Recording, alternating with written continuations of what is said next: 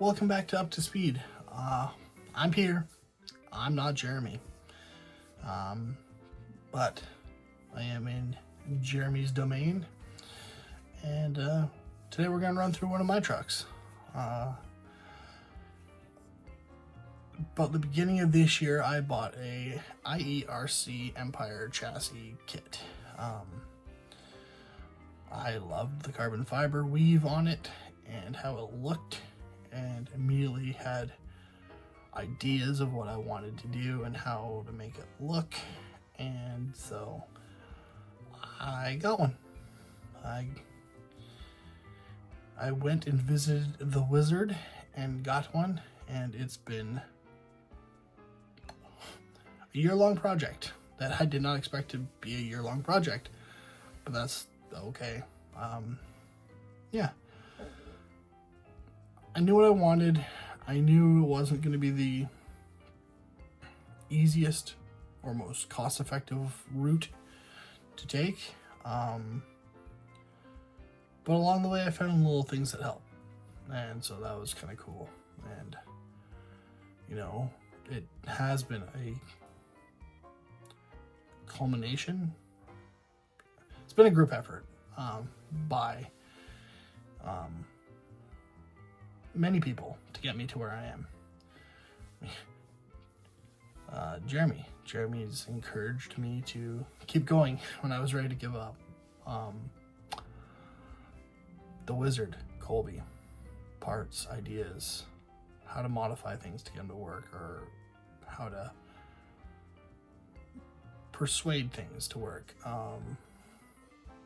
Troy at Rebel Concepts with the ESC and motor and drive shafts and help there, transmission help there even too. Mike Hutchinson, the paint job, as you guys will see, I could never have even dreamt or imagined or gotten close. So yeah, everybody's come together, which has been awesome, and it's been super helpful, and I'm grateful. So with the challenge of building a comp rig, I decided to challenge myself to learn a new radio as well. So I went and got a Radio Master MT12. It's been a learning curve, but I think it's going to be one of the best radios I have, and I'm excited to continue to use it and learn it and challenge myself with it. Alrighty, so as you can see, the paint job from the one and only Mike Hutchinson. As you can tell, Cyclone. And as I may have alluded to earlier, part of this project was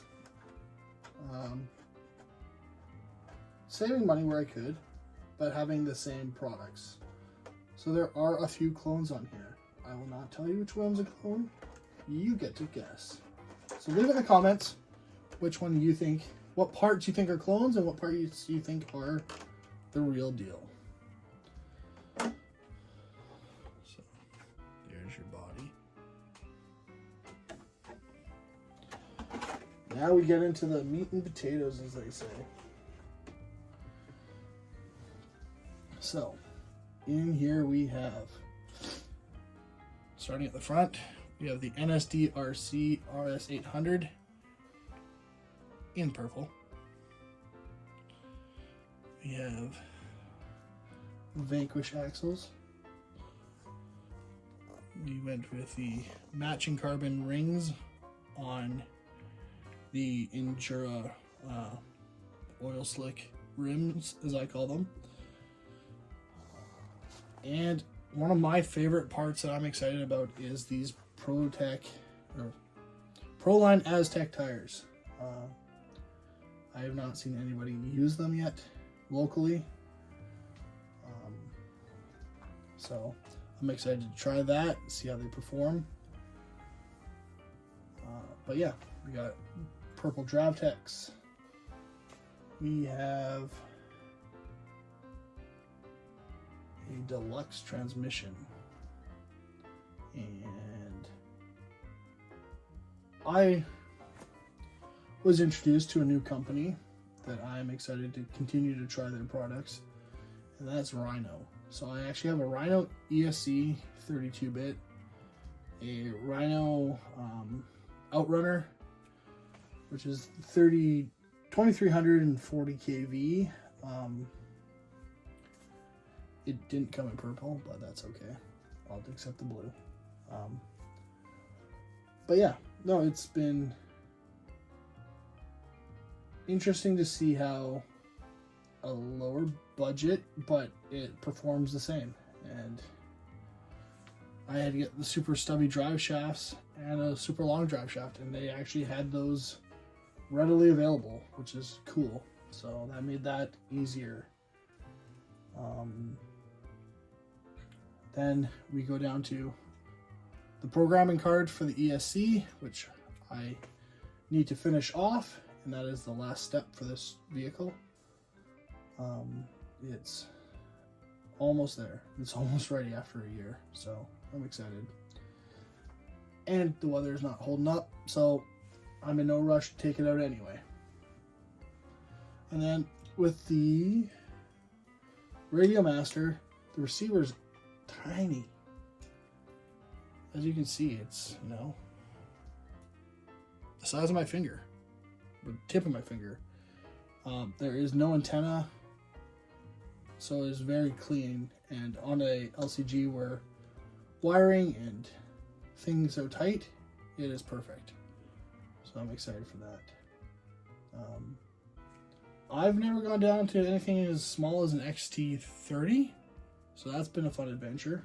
I'm actually running 650 milliamp batteries. They are tiny. They will give me about 15 to 20 minute runtime on them. And they will sit right here on the skid plate, which is a IERC cliffhanger skid that didn't fit. It was actually going into the tires, so I had to chop it off and modify it, and now it works perfect. And I'm happy because it gives me more room to actually mount electronics and move stuff around, which is super helpful. Obviously NSD 800 is a direct servo, so it ties into the battery, and then the signal wire goes to the receiver. I've yet to drive it, so I'm excited to see what it will do and how it will perform. It's got Dravtex in purple. The fronts actually have internal springs to pull them back down, cinch it up so that when you're going over the rocks, it will keep the front end tight to the rock and not want to push it off the rock and turtle it. The backs are sprung, as you can tell. So again, they push into the rock so that it doesn't want to roll on itself. There's 30 weight in the front and 15 weight in the rear. Just because you want that rear to kick out if it's going to slide. You want it to be quick to maneuver and quick to react. This thing has got no shortage of flex. I mean, it'll